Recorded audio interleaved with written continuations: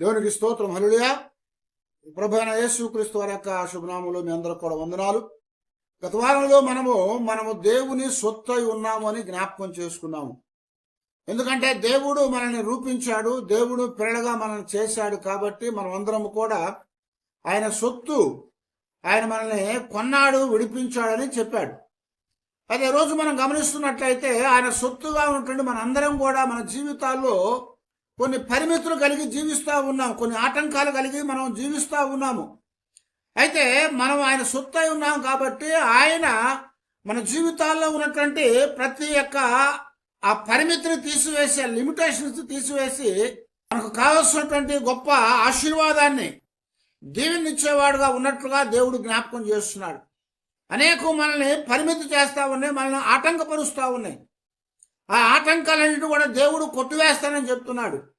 యెషయా గ్రంథము 45వ అధ్యాయము 2వ వచనం చెప్తున్నాడు కదా, నేను నీకు ముందుగా పోవచ్చు, మెట్టగా ఉన్న స్థలములను సరళము చేయుదును, ఇత్తడి తలుపులను పగలగొట్టుదను, ఇనుప గడియలను విరగగొట్టేదను జ్ఞాపకం చేస్తున్నాడు. దేవుడు మన పక్షమందున్నాడు. మనం ఆయన సొత్తై ఉన్నాము కనుక ఆయన పిల్లలుగా మన జీవితాల్లో ఆటంకాన్ని కలిగించే సమస్తాన్ని కూడా దేవుడు ఏం చేస్తా అన్నాడు, విరగొట్టేవాడుగా ఉన్నాడు. వాటన్నిటి కూడా తీసివేసేవాడుగా ఉన్నాడు. ఎందుకంటే మన జీవితం అనేది ఏంటంటే తరచుగా అనేకమైనటువంటి ఆటంకులు కలుగు చేసి దేవుని యొక్క ఉద్దేశాన్ని మన జీవితంలో నెరవేరకుండా అది అడ్డగిస్తూ ఉంటుంది. ఆ అడ్డులన్నింటి కూడా మనము దాటలేకుండా ఉంటాము. కనుక దేవుడు మనకు తోడుగా ఉండాలని కోరుకోవాలి. ఆయన మనకు తోడుగా ఉన్నప్పుడు, ఆయన మన పక్షమందు ఉన్నప్పుడు, ఆయన మనకు వచ్చినటువంటి ప్రతి ఆటంకాన్ని కూడా ఏం చేస్తా అన్నాడు, మెట్టలనేమను సరళము చేస్తానంటున్నాడు, ఇత్తడి తలుపుల్ని పగలగొడతానంటున్నాడు, ఇనుప గడియల్ని విరగొడతానని చెప్తున్నాడు. చాలా పర్యాయాలు మెట్టలు కానీ, ఇత్తడి తలుపులు కానీ, ఇనప గడియలు కానీ మన జీవితాల్లో కనపడకపోవచ్చు. అయితే అవన్నీ అయ్యాయంటే బయట బాహ్యమైనటువంటి కాకపోవచ్చేమో, కానీ మన జీవితంలో ఆ ఆటంకాలు కలిగించి పరిమితులు చేసేటువంటివి భయం అనేది, అవిశ్వాసం అనేది, పాపం అనేటువంటిది, పూర్వీకుల యొక్క శాపం అనేటువంటిది, లేకపోతే అనేకమైనటువంటి అవకాశాలు లేకపోవడం అనేటువంటిది, ఇవన్నీ కూడా ఏం చేస్తాయంటే మన ఆధ్యాత్మిక జీవితంలో వ్యతిరేకతను కలుగు చేస్తూ ఉంటాయి. అవన్నీ కూడా వ్యతిరేకతను కలుగు చేసి మనం దేవుని పిల్లలంగా దాన్ని అధిగమించలేకుండా అడ్డుపరుస్తూ ఉంటాయి. కానీ మన దేవుడు వాటన్నిటి కూడా తీసివేసేవాడని చెప్తున్నాడు. అందుకనే ఆది కాండం నుంచి కూడా ప్రకటన వరకు కూడా దేవుడు చెప్తున్నాడు కదా, నాకు అడ్డుగా వచ్చేటువంటి ఏ గోడ బలమైంది లేదని చెప్తున్నాడు. దేవునికి అడ్డుగా వచ్చిన గోడ ఏదైనా ఉందా? ఏదీ లేదు. ఎరుకో గోడలు బలమైన గోడలు. ఎవరు ఏమీ చేయకుండా ఏం చేశాడు దేవుడు, వాడిని కూల్చివేశాడు. అలాగే ఆయనకి అడ్డుగా వచ్చేటువంటిది మరి ఏ ద్వారం కూడా లేదు, ఎలాంటి తలుపు ఆయనకు అడ్డుగా ఉండదు. అది ఇత్తడి కావచ్చు, ఏదైనా అవ్వచ్చు. ఇత్తడి తలుపులను విరగొట్టేవాడు ఆయన. ఇశ్రాయేలు జీవితాల్లో వచ్చినటువంటి అనేకమైనటువంటి ఆ యొక్క బరువు అయినటువంటి ఆ తలుపులుగా మూసివేసినటువంటి ఆటంకాలను దేవుడు విరగొట్టానని చెప్తున్నాడు. ఆయనకు అడ్డుగా వచ్చే ఎలాంటి ఇనపది కూడా ఉండదు అని చెప్తున్నాడు.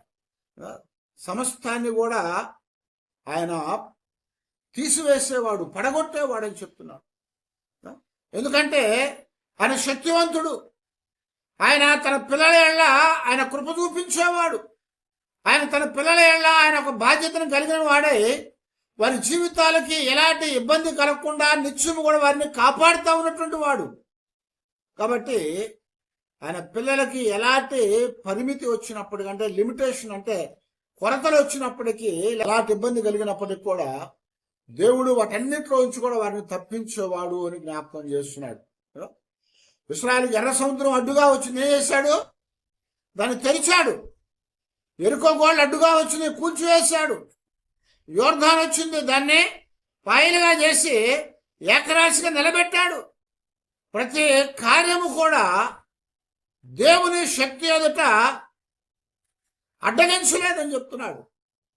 ఏ కార్యము కూడా దేవుని శక్తిని అడ్డగించలేదు. ఎందుకంటే ఆయన సమస్తము కలుగు చేస్తున్నవాడు. కాబట్టి మనము కూడా దేవుని పిల్లలంగా విశ్వాసులముగా యేసుక్రీస్తు వారిలో మనకి ఇవ్వబడ్డటువంటి ఆ వారసత్వాన్ని మనం పరిమితులు లేకుండా సంపాదించుకోవాలని చెప్తున్నాడు. ఎలాంటి లిమిటేషన్స్ లేకుండా మనం దాన్ని కూర్చుకోవాలని చెప్తున్నాడు. చాలాసార్లు చెప్పాను కదా, ప్రతిదానికి కూడా పరిమితి కలదని వాక్యం చెప్తా ఉంది. అయితే దేవుని యొక్క వారసత్వాన్ని, దేవుడిచ్చే ఆశీర్వాదాన్ని మనం పొందటానికి పరిమితి లేదు. కొన్ని పర్యాయాలు దేవుడు పరిమితి పెట్టాడు. ఎక్కడ? ఇశ్రాయేలుకి ఆహారం లేదంటే ఏమిచ్చాడు? మన్నానిచ్చాడు. కానీ ఏం చేశాడు? అక్కడ ఒక పరిమితి పెట్టాడు. ప్రతి మనిషి కూడా ఏం చెప్పాడు? ఒక ఓరేముడు మాత్రమే తీసుకోవాలి. కొలత పెట్టాడు అక్కడ. అంతే తీసుకోవాలి, అంతే. ఎక్కువ తీసుకున్నా పాడైపోద్ది, తక్కువ తీసుకుంటే తక్కువ అవ్వలేదు. అయితే దేవుని యొక్క వారసత్వాన్ని మనం పొందుతూ ఆయన ఆశీర్వాదాన్ని మనం పొందేటప్పుడట ఏ పరిమితి కూడా లేకుండా సమృద్ధిగా మనల్ని దాన్ని కలిగి ఉండమని చెప్తా వచ్చాడు. సమృద్ధిగా దాన్ని మనము మన జీవితాల్లో నింపుకోవాలని చెప్తున్నాడు. అందుకని వాక్యం రాయబడతా ఉంది కదా, అణచి కుదించి అంచుల వట్టుకు దిగజారేటట్లుగా ఆయన ప్రతి వారి ఒడిలో పోస్తానని చెప్తున్నాడు. అణచి కుదించి అంచులు దిగజారేటట్లుగా కొలిచి మన ఒళ్ళు ఆయన ఆశీర్వాదాలు ఇచ్చేవాడు. అంటే శత్రువు ఏం చేస్తా అంటే దేవుని యొక్క చిత్తం అనేది మన జీవితాలు నెరవేరకుండా, మనం అలాంటి ఆశీర్వాదాలను పొందకుండా అది ఆటంకం చేస్తూ ఉంటుంది, పరిమితిని కలుగు చేస్తూ ఉంటుంది.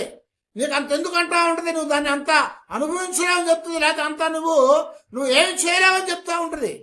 కానీ దేవుడు చెప్తున్నాడు కదా, ఆయన మన జీవితాల్లో ప్రతి పరిమితిని కూడా అధిగమించే శక్తి దేవునికి ఉంది అని చెప్తున్నాడు. దేవుడికి మన జీవితాల్లో ప్రతి పరిమితిని కూడా అధిగమించే శక్తి ఆయనకుంది. అందుకనే దేవుని శక్తికి పరిమితి లేదు. దేవుని శక్తికి పరిమితి అనేది లేదు. మానవునికి పరిమితులు ఉన్నాయి. దేవుని వాక్యంలో ఇర్మియా గ్రంథంలో 32వ అధ్యాయం 27వ వచనం చెప్తున్నాడు కదా, యెహోవా అంటే ఏంటి అర్థము? యెహోవా అంటే ఉన్నవాడు అనువాడు. ఉన్నవాడు అనువాడనే అర్థం యెహోవా అంటే. ఆయన సర్వ శరీరులకి దేవుడై ఉన్నాడు. ఆయనకి అసాధ్యమైనది ఏదైనా ఉంటుందా? సమస్తం కలుగు చేసిన వాడికి అసాధ్యం ఉంటుందా? అసాధ్యం అనేది ఉండదు. ఎందుకంటే ఆయన సమస్తాన్ని కలుగు చేశాడు. ఆయన చేసిన తర్వాత ఇంక ఏది కూడా లేమనేది లేదు, ఏది కూడా లేదు, సృష్టించబడనటువంటిది ఏది లేదు. పాపం అనేది ఒకటి తప్ప దేవుని సృష్టిలో దేవుని చేత సృజించబడకుండా ఉన్నది, కలుగు చేయబడకుండా ఉన్నది ఇంకేది కూడా లేదు. పాపం అనేది ఒక్కడే దేవుడు కలుగు చేయలేదు. అది ఎవరు కలుగు చేశాడు? సాతాను మానవుడి ద్వారా కలుగు చేశాడు. అయితే ఇక్కడ నేను యెహోవాను కాబట్టి, సర్వశరీరులకు దేవుణ్ణి కాబట్టి, ఉన్నవాడిని అనువాడిని కాబట్టి నాకు అసాధ్యమైంది ఏది కూడా లేదు అని చెప్తున్నాడు. ఆయన సర్వశక్తి ఎదుట ఏ పరిమితి కూడా లేకుండా దేవుడు చేసేవాడు. ఏ పరిమితి లేకుండా దేవుడు చేసేవాడు. అంతేకాదు దేవుని వాక్యంలో జ్ఞాపకం చేస్తున్నాడు కదా, ఒకవేళ మనం అసాధ్యం అనుకున్నటువంటి సందర్భాలు మనం కలిగినప్పటికి కూడా ఆ సందర్భాల్లో కూడా దేవుడు చెప్తున్నాడు కదా, దాన్ని నేను సాధ్యం చేస్తానని చెప్తున్నాడు. దాన్ని నేను సాధ్యం చేస్తానన్నాడు.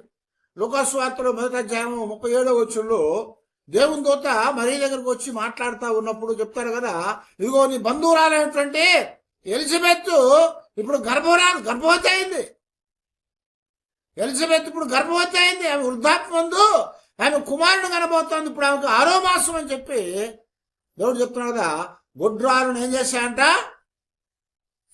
ఏం చేశాడు?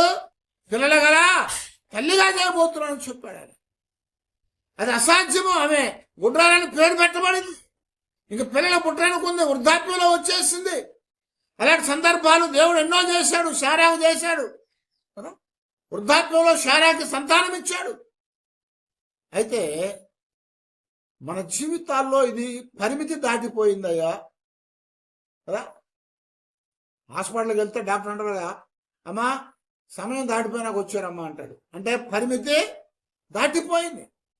పరిమితి దాటిపోయింది అనుకున్నటువంటి వాటిల్లో కూడా దేవుడు ఆశ్చర్యాలు కలిగించేవాడు, వాటిలో కూడా దేవుడు గొప్ప కార్యాలు చేసేవాడని చెప్తున్నాడు. ఎందుకంటే ఆయనకు అసాధ్యమైంది లేదు, ఆయనకు అసాధ్యమైంది లేదు. అందుకని ఇక్కడ ఏమన్నాడంటే నీకు అడ్డుగా ఉన్న ప్రతి దాన్ని కూడా నేను తొలగిస్తానని చెప్తున్నాడు. నేను నీకు ముందుగా నడుస్తాను. దేవుడు ఎప్పుడు కూడా తన పిల్లలకి ముందుగా నడిచేవాడు. రాజు ఎప్పుడు కూడా, ఒక మంచి రాజు ఎప్పుడు ఏం చేస్తాడు తెలుసా? సైన్యానికి ముందు నడుస్తాడు. సైన్యానికి ముందు నడిచేవాడు మంచి రాజు. సైన్యాన్ని పంపించి వెనకాల నడిచేవాడు ఎలాంటి వాడు? ఆడు పిరికివాడై ఉంటాడు. లేకపోతే ప్రాణం మీద తీపి కలిగి హాని కలుగుద్దేమని భయపడేవాడు వాడు. యాకోబు ఏం చేశాడు? ముందుగా దాసీలను పంపాడు కదా, ముందుగా దాసీలను పంపాడు. ఆ తర్వాత భార్యను పంపాడు. ఆ తర్వాత మరి ఆయన వెళ్లకుండా ఒక దినం అంతా ఆగిపోయాడు. ఆ తర్వాత ఆయన వెళ్ళాడు. ఎందుకని? ప్రాణభయం. దేవుడు కాపాడతలేడు, నాకేం తెలుసు అనుకున్నాడు బహుశా. అయితే దేవుడు చెప్తున్నాడుగా, నేను నీకు ముందు నడుచువాడను, నేను నీకు ముందుగా వెళ్ళేవాడిని కాబట్టి నీకు ఆటంకంగా ఉండే ఏది కూడా రాకుండా వాటన్నిటి కూడా నేను తీసివేసేవాడిని అని చెప్తున్నాడు. వాటన్నిటి కూడా నేను తీసివేస్తాను. అది ఎలాంటిదైనా కావచ్చు అన్నాడు. మెట్టగా ఉండొచ్చు, ఆ మెట్టలను ఏం చేస్తాడు? సదునుగా సరళం చేస్తానంటున్నాడు. ఇత్తడి తలుపుల్ని ఆయన పగలగొట్టేవాడుగా ఉన్నాడు. చెక్కతో చేసేవే పగలగొట్టలేరు, కానీ ఇత్తడి తలుపులను దేవుడు ఏం చేస్తున్నాడు? పగలగొడతానని చెప్తున్నాడు. అది ఎంత బలమైందని కావచ్చు, కానీ మనకు అసాధ్యం కావచ్చు, కానీ దేవునికి అసాధ్యం కాదు. దాన్ని ఆయన పగలగొట్టేవాడుగా చెప్తున్నాడు. ఇనప గడియల్ని విరగొట్టేవాడు. ఇలాంటి ఆటంకాలను ఆయన తీసివేసి మనకి సహాయం చేయటానికి ఆయన శక్తివంతుడు. మనకు అసాధ్యమైంది ఏది కూడా లేదు అని చెప్తున్నాడు అన్నమాట. అడ్డంకులన్నిటి కూడా ఆయన తీసివేసి ఆయన గొప్ప శక్తిని మనకు అనుగ్రహించేవాడు అని 18వ కీర్తన 29వ వచనంలో మనకి జ్ఞాపకం చేస్తూ ఉంటాడు. ఈ సహాయము వలన నేను సైన్యములను జయించునంటాడు అక్కడ కీర్తనకారుడు. ఎవరి సహాయం వలన? దేవుని సహాయం వలన. దేవుని సహాయం వలన సైన్యాన్ని జయిస్తాడట. నా దేవుని యొక్క సహాయం వలన నేను ప్రాకారములను దాటుదునని చెప్తున్నాడు. నా దేవుని సహాయం వలన నేను ప్రాకారాలని దాటుతాను. అవి ఎంత బలమైనవి కావచ్చు, ఎంత మరి ఆటంకాన్ని కలిగించే కావచ్చు, వాటిని నేను దాటుతానని దేవుని వాక్యం ద్వారా దేవుడు ఇక్కడ మనకి జ్ఞాపకం చేస్తున్నాడు. కనుక మొట్టమొదట చెప్తున్నాడు కదా, మన జీవితాల్లో ఎలాంటి పరిమితిని కూడా విరగొట్టగలిగిన శక్తి కలిగిన వాడు ఎవరట? దేవుడే అని చెప్తున్నాడు. వాటన్నిటిని ఆయన తీసివేసేవాడు. ఆయన శక్తివంతుడు అని చెప్తున్నాడు. ఆ తర్వాత మనం గమనిస్తా ఉన్నట్లయితే మన జీవితాల్లో ప్రతి ఒక్క పరిమితిని కలుగు చేస్తా ఉన్న ఏదైనా అంటే భయం అని చెప్పుకున్నాం, అవిశ్వాసం. ఇవి భయం అనేది, అవిశ్వాసం అనేది ఏం చేస్తూ ఉంటుందంటే విశ్వాసుల యొక్క జీవితాల్లో శక్తి లేకుండా చేస్తుంది. విశ్వాసుల జీవితాల్లో సమృద్ధి లేకుండా చేస్తూ ఉంటుంది. విశ్వాసుల జీవితాల్లో అనేకమైనటువంటి సందేహాలను కలుగు చేస్తూ ఉంటుంది. కారణం ఏంటంటే భయము. దేవుని పిల్లలైనటువంటి ఇశ్రాయేలు ఐగుప్తు దేశంలో నుంచి బయటకు తీసుకురాబడి కనానికి వెళ్తా ఉంటే, కనానికి వెళ్ళక ముందు ఏం చేశాడంటే వేగు చూసి రమ్మని పంపించాడు. వేగు చూసి రమ్మన్నాడు. మోషే వేగు చూసి రమ్మని చెప్పాడు. ఆ వేగు చూడటానికి వెళ్ళినటువంటి వారు ఎంతమంది వెళ్ళారు? 12 మంది వెళ్ళారు. సంఖ్యాకాండంలో 13వ అధ్యాయం 31 నుంచి 33 వచనం వరకు దీన్ని చదువుతూ ఉంటాం. ఆ వేగు చూడటానికి వెళ్ళినటువంటి వారికి ఏమైంది తెలుసా? వేగు చూడటానికి వెళ్ళిన వారి యొక్క కనులు చూడంగానే భయం కలిగింది. ఆ జనులు మనకంటే బలవంతులు మనము వారి మీదకి భోజాలము అనేది నెఫీలీలను చూచితిమి. మా దృష్టికి మేము మిడతల వలె ఉంటుమే, వారి దృష్టికి అట్లే ఉంటుమే చాలు. ఏమన్నాడు ఇక్కడ? ఇప్పుడు ఇశ్రాయేల్ అక్కడికి వెళ్ళినాక ఏం చూశారంట? ఉన్నతమైన దేవులను చూశారు. వారి ఎదుట వీళ్ళే మిడతల్లాగా, వాళ్ళకు కూడా మిడతల్లాగా కనపడ్డారట. వాళ్ళు భక్షించు మనుష్యుడు అని చెప్తున్నారు. అదే కనపడింది వాళ్ళకి. వాళ్ళు వెనక్కి తిరిగి వచ్చి ఏం చెప్తున్నారు?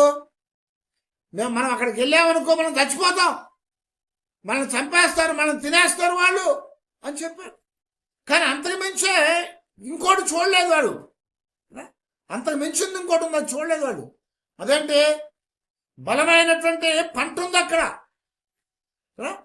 బలమైన పంట ఉంది. ఒక ద్రాక్ష అడ్డ. ఒక ద్రాక్ష అడ్డ అంటే ఏంటి? ఒక ద్రాక్ష గెల, ద్రాక్ష గుత్తి. ఎంత ఉంటుంది ద్రాక్ష గుత్తి? మహా అయితే ఒక 1/4 కిలో ఉంటుంది కదా, లేదు ఎక్కువ పండ్లుంటే ఒక 1/2 కిలో దూకుద్ది.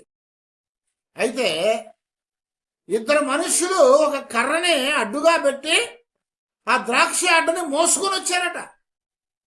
అది పాలు తేళ్లు ప్రవహించే దేశం. అది కనపడలేదు. అక్కడ అనామీకులను చూశారు, కానీ అనామీకుల కంటే బలమైన వాడు ఎవరు? దేవుడు. నేను యెహోవాను, నాకు సర్వశరీరులకు దేవుణ్ణి, నాకు అసాధ్యమైంది ఏమైనా ఉందా అని చెప్తున్నాడు దేవుడు. సర్వశరీరులకు దేవుడు అయినటువంటి ఆయన, ఉన్నవాడు అనువాడు అయినటువంటి ఆయన, సమస్తం కంటే గొప్పవాడైనటువంటి ఆయన వీళ్ళకి కనపడలేదు. వాళ్ళు వచ్చి ఆ 10 మంది ఏం చెప్పారంట? అయ్యా మనం అడిగి చచ్చిపోతామని చెప్పారు. మిగిలిన ఇద్దరేం చెప్పారంటే కాదు, వాళ్ళు చూసింది ఒకవేళ నిజమై ఉండొచ్చు, కానీ అక్కడ సమృద్ధి ఉంది, పాలు తేళ్లు ప్రవహిస్తున్నాయి, సస్యములతో నింపబడే దేశం. వాళ్ళు అనామీకులు అయి ఉండొచ్చు, కానీ ఉన్నత దేవుడు అయి ఉండొచ్చు, కానీ వారిని మించిన వాడు మన దేవుడు. అది చూడలేదు వాళ్ళు. ఇక్కడ 10 మంది చెప్పినటువంటి వేగుల యొక్క మాట విని ఇశ్రాయేల్ హృదయాలు ఏమైపోయినట్ట? కలవరం చెంది భయపడిపోయి వారందరూ కూడా ఏం చేశారు? మోషేకి, దేవునికి తిరుగుబాటు చేశారు. మేము అక్కడికి వెళ్ళాము, మాకొద్దు, మేము అక్కడికి వెళ్తే చచ్చిపోతాం, మాకొద్దు అని చెప్పారు. ఏంటి కారణం? భయము, అవిశ్వాసం. భయము చేత వాళ్ళు ఇశ్రాయేల్ దేశంలోనికి వెళ్ళటానికి భయపడిపోయారు. ఎందుకు? అక్కడ ఉన్నటువంటి అనామీకులను చూసి, ఉన్నత దేవులను చూసి. కానీ వాళ్ళకంటే గొప్పవాడిని నేనని దేవుడు చెప్తా ఉంటే దాన్ని వారు విశ్వసించలేకపోయారు.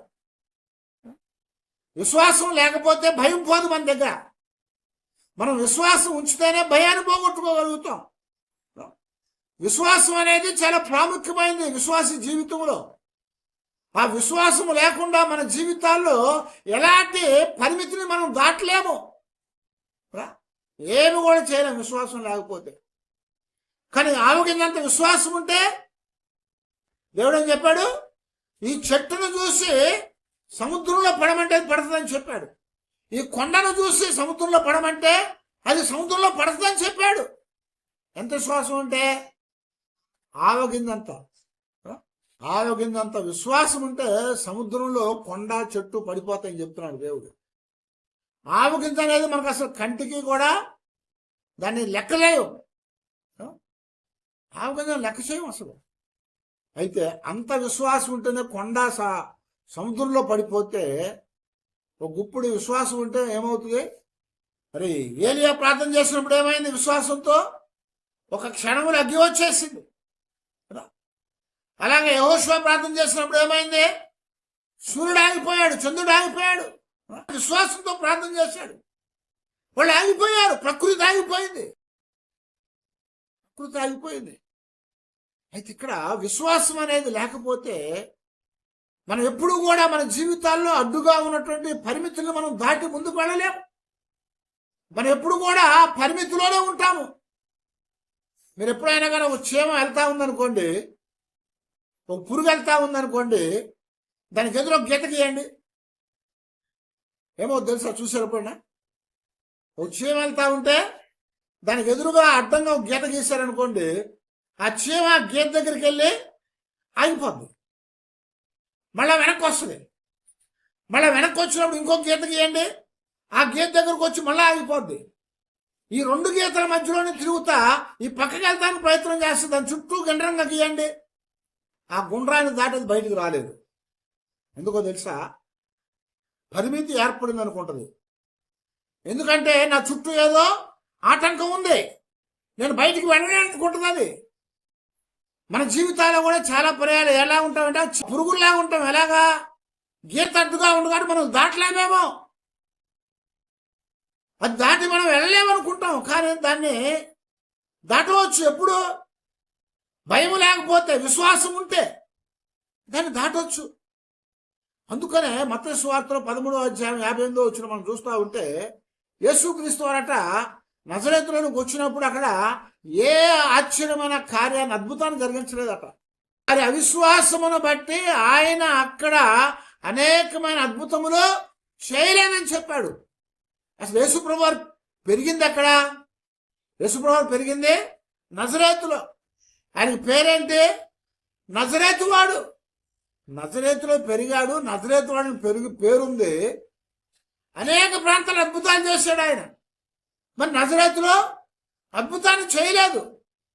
ఎందుకు అద్భుతం చేయలేదయ్యా అంటే అవిశ్వాసం. వారి అవిశ్వాసం ఉన్న ప్రజల యొక్క అవిశ్వాసం. వాళ్ళు ఏమనుకున్నా తెలుసా? ఈయన మనోడే కదా, మరేమ కొడుకు, యేసోబు కొడుకు, వడ్లవాని కొడుకు, యాకోబు యోధా అనే వారి యొక్క సోదరుడు, వాళ్ళ అక్కచెల్లెలు మనతోనే ఉన్నారు, ఈయనే చేస్తాడు అనుకున్నారు. అవిశ్వాసము. ఆ అవిశ్వాసము కారణము చేత యేసు ప్రభువారు నజరేతులో అద్భుతాలు చేయలేదు. ఆయన ఎక్కడికి వెళ్ళి ఏం చేశాడు? అద్భుతం చేశాడు. గుడ్డివాడితో నువ్వు చూపు పొందంటే చూపు పొందాడు. కుంటివాడితో నువ్వు లెగమంటే లేచాడు. చచ్చిపోయిన వాడిని లెగమంటే లేచాడు. దయ్యం పట్టిన వాడిని చూసినవాడు వదిలిపోమంటే వదిలిపోయింది. 5 రొట్టెలు 2 చిన్న చేపలతో 5,000 మంది పురుషులకి భోజనాన్ని పెట్టాడు. ఇవన్నీ కూడా అద్భుతాలు. అయితే నజరేతులు అద్భుతాలు చేయలేదు. కారణం ఏంటంటే వారి అవిశ్వాసము. కాబట్టి మన జీవితాల్లో అవిశ్వాసము కానీ భయం కానీ ఉందంటే మన జీవితాల్లో మనం ఎప్పుడు కూడా మన చుట్టూ ఉన్నటువంటి ఆటంకులు దాటలేము. మనం మనస్తత్వం అది. ఆ మనస్తత్వం ఏం చేస్తుంది తెలుసా? మనల్ని ముందుకి వెళ్లకుండా చేస్తుంది. పురుగులకు ఉన్నటువంటి మనస్తత్వం ఏంటి? అడ్డుగా ఏదో ఉంది కాబట్టి మనం దాటలేము. దాన్ని మనం దాటేయచ్చు, ఏం కాదు.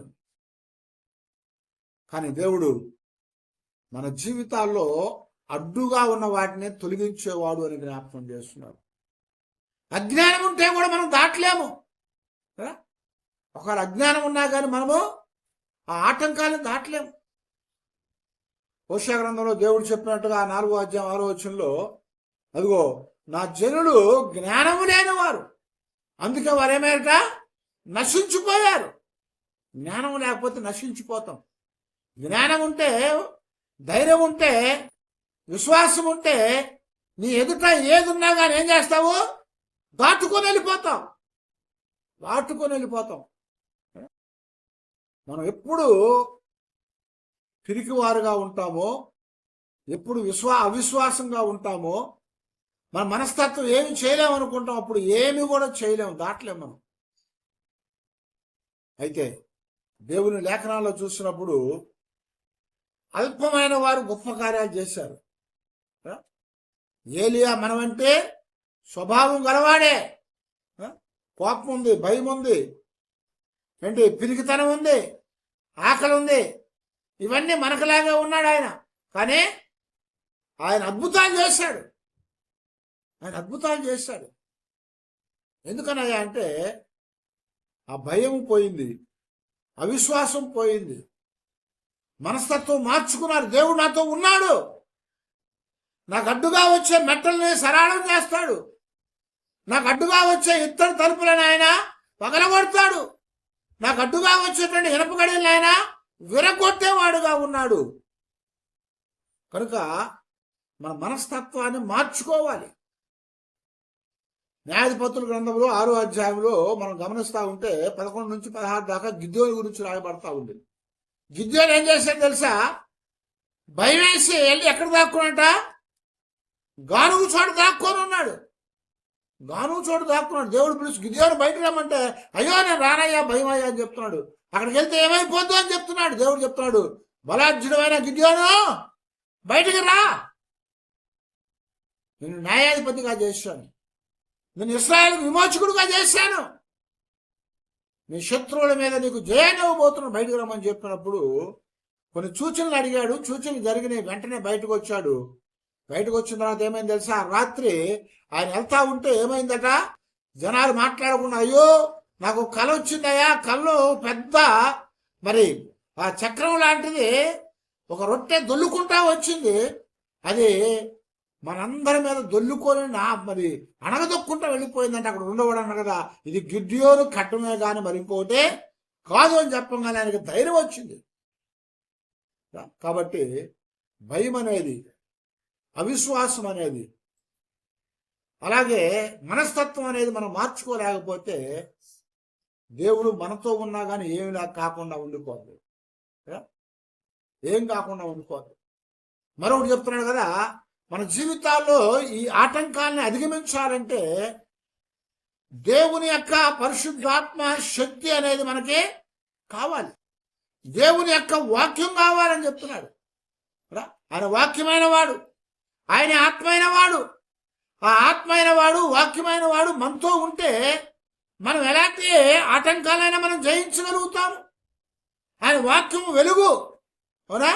ఆయన వాక్యము వెలుగు. కీర్తనలో చెప్తా ఉంటాడు, 119 కీర్తన 130 చెప్తా ఉంటాడు కదా, నీ వాక్యం వెల్లడేవుడుతోడనే వెలుగు కలిగని అంటాడు. అది తెలివి లేని వారికి తెలివిని కలుగు చేస్తుందని చెప్తా ఉంటాడు. దేవుని వాక్యం వెలుగు, అది తెలివినిచ్చేది. దేవుని యొక్క వాక్యం అనేది ఖడ్గము. హెబ్రీ పత్రికలో జ్ఞాపకం చేస్తూ ఉంటాడు 4వ అధ్యాయం 12వ వచనంలో, అది 2 అంచుల వాడి కలిగినటువంటి ఖడ్గం. అది ఏ ఖడ్గం కంటే కూడా బలమైనటువంటిది. అది అలాంటి ఖడ్గం ఎక్కడ కూడా లేదు. ఎలాంటి ఖడ్గం అట? దేవుని వాక్యము 2 అంచులు కలిగినటువంటి ఏ ఖడ్గం కంటే కూడా బలమైన ఖడ్గం. అది సజీవమైన ఖడ్గం. అది కీళ్లలోను మూలుగుల్లోనూ శరీరంలో దూరి, హృదయంలో దూరి ఎక్కడికి వెళ్తాట? ఇంకా తలంపుల్లో కూడా వెళ్తాట. చూడండి, కత్తితో పొడిస్తే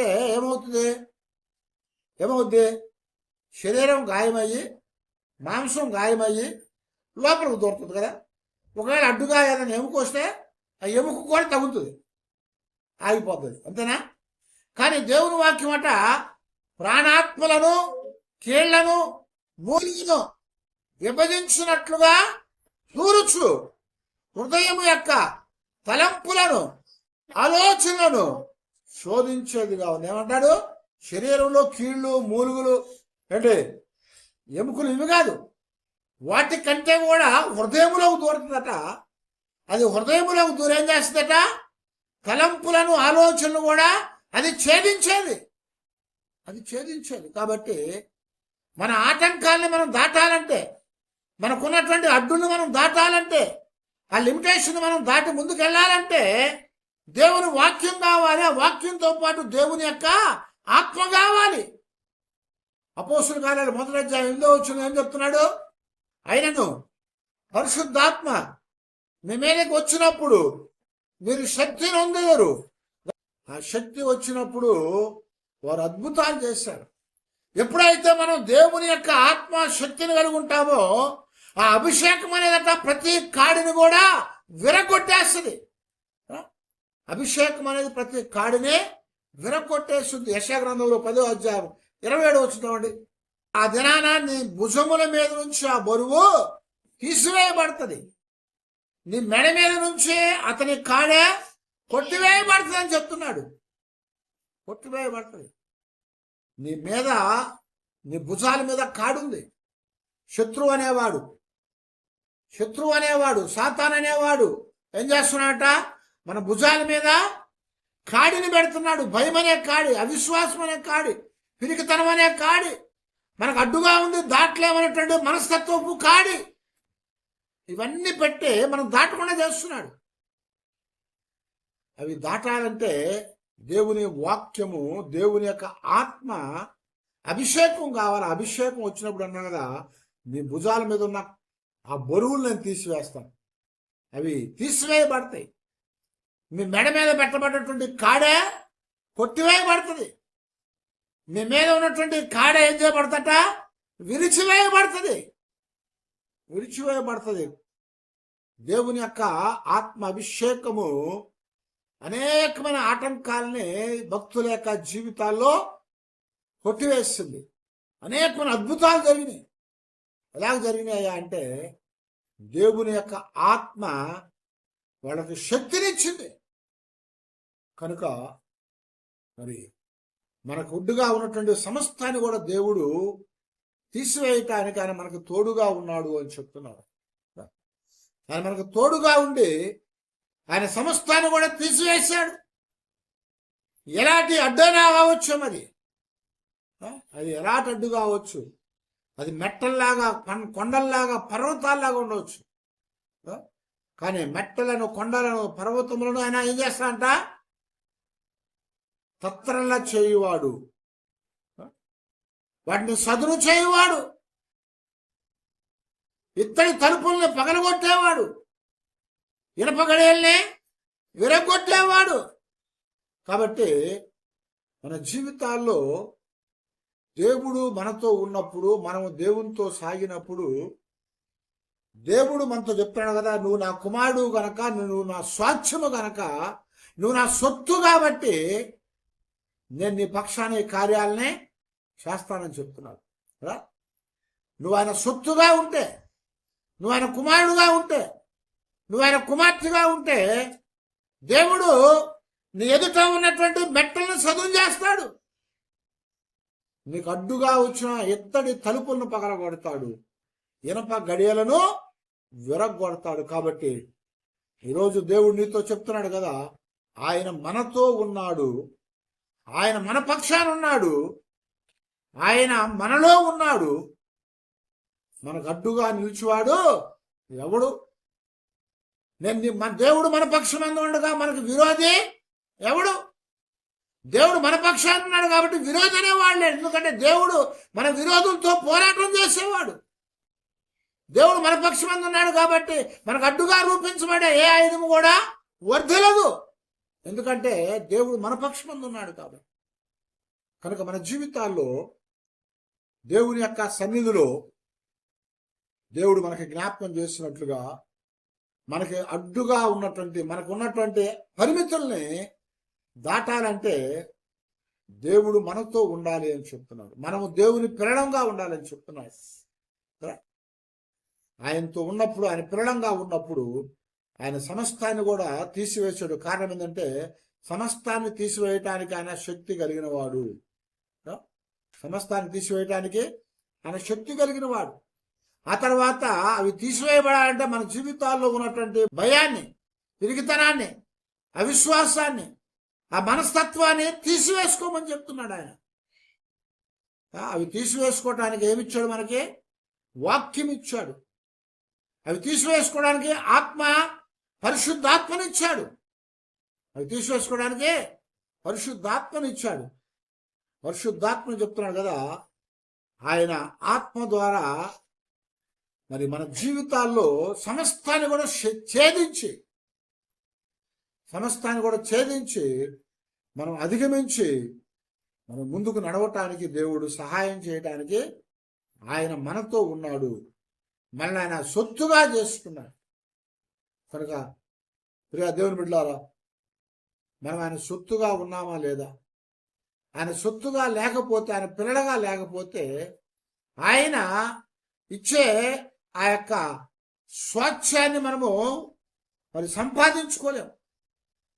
మరి ఆయన సన్నిధిలో మనం చెప్పుకున్నట్లుగా మనము దేవుడు మనకి యేసుక్రీస్తు వారి ద్వారా ఏమిచ్చాడంట? యేసుక్రీస్తు వారి ద్వారా వారసత్వాన్ని ఇచ్చాడు. యేసుక్రీస్తు వారి ద్వారా నిత్య జీవాన్ని ఇచ్చాడు. యేసుక్రీస్తు వారి ద్వారా పరలోకాన్ని ఇచ్చాడు. యేసుక్రీస్తు వారి సమస్తమైనటువంటి ఆశీర్వాదాన్ని ఇచ్చాడు. అవి పొందాలంటే ఆయన స్వాచ్ఛ్యంగా ఉండి ఆయన మనతో ఉండాలి. అప్పుడే మనకున్న ఆటంకాలను తొలగించుకొని మనం ముందుకు సాగగలుగుతాం. అలా ఉండగలిగేట్టుగా దేవుని దగ్గర మనం ప్రార్థన చేసుకొని, నా జీవితంలో ఉన్నటువంటి ఆటంకాలను తొలగించు ప్రభా. కొన్ని పర్యాయాలు ఇదిగో మెట్టలుగా ఉన్న వాటిని నేను ఛేదించలేకపోతా ఉన్నాను. ఇదిగో ఇత్తడి తలుపుల్లా కనపడతా ఉన్నా, నేను పగలగొట్టలేకపోతున్నాను. ఇనప గడియలున్నాయి దేవా, వాటిని నేను విరగొట్టలేకపోతున్నాను. నీవు నాతో ఉండి, నాలో ఉండి వాటిని ఛేదించి నీ ఆశీర్వాదాన్ని, నువ్వు మాకు ఇచ్చే వారసత్వాన్ని మేము పొందుకోవడానికి సహాయం చేయ తండ్రి అని దేవుని పాదాల దగ్గర ప్రార్థన చేసుకున్నాం. తల ఉంచి ప్రార్థన చేసుకున్నాం.